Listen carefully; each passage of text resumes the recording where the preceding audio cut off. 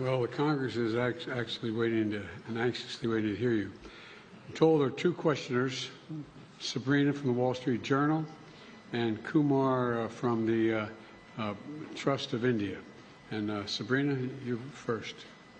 Thank you, Mr. President. I have a question for the Prime Minister, but first a two-part question for you. Your comments at a fundraiser this week appear to be the first time in recent memory that a sitting U.S. president has called a Chinese leader a dictator. Did those comments about President Xi undermine or complicate the progress your administration has made in maintaining a relationship with China? And secondly, on India, as you raise these broader issues of human rights and democracy, what is your message to those, including some members of your own party, who say that your administration is overlooking the targeting of religious minorities and crackdown on dissent in Prime Minister Modi's country? The answer to your first question is no. When we're talking to our allies and partners around the world, including India, we let the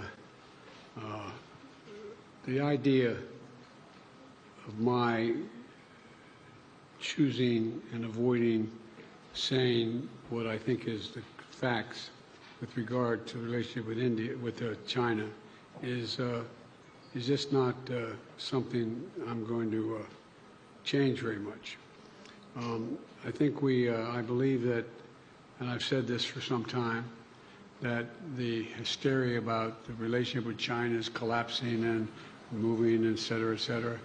We had an incident that caused some confusion, you might say. But Secretary Blinken had a great trip to China. I expect to be meeting with President Xi sometime in the future, in the near term, and I don't think it's had any real consequence. And what was your second question? So as you raise these broader issues of human rights and democracy, what is your message to those, including some members of your own party, who believe that your administration is overlooking the targeting of religious minorities and a crackdown on dissent in India? Well, look, the Prime Minister and I had a good discussion about democratic values, and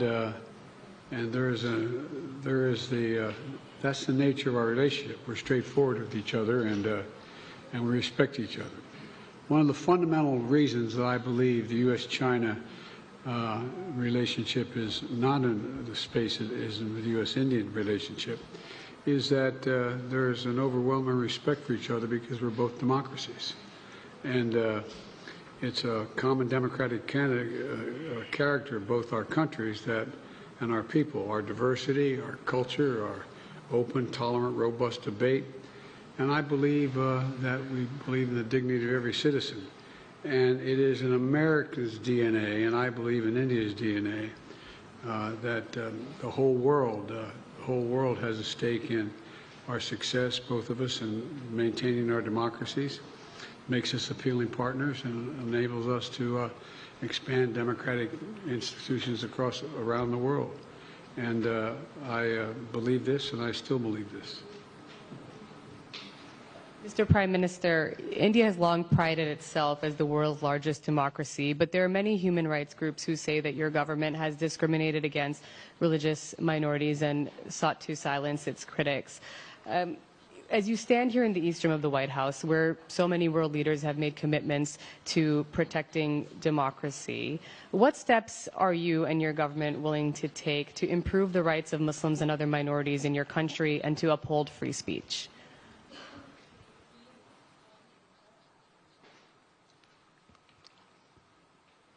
मुझे आश्चर्य हो रहा है कि आप कह रहे हैं कि लोग कहते हैं नहीं, भारत डेमोक्रेसी है।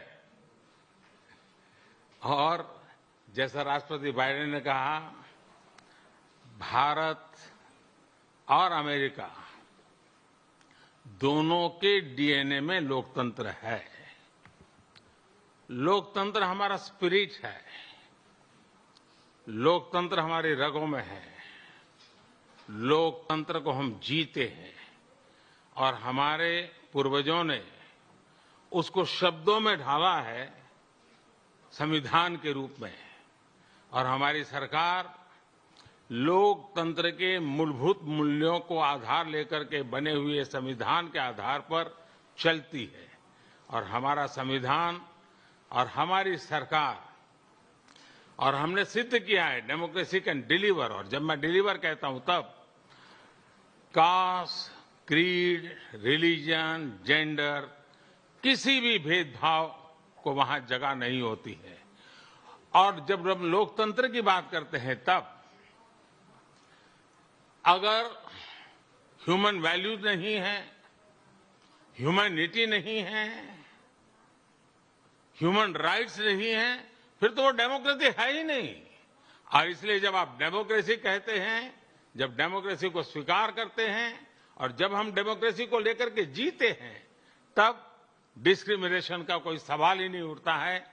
और इसलिए भारत सबका साथ, सबका विकास, सबका विश्वास, सबका प्रयास, उन मूलभूत सिद्धांतों को लेकर के, और इसलिए हम चलते हैं।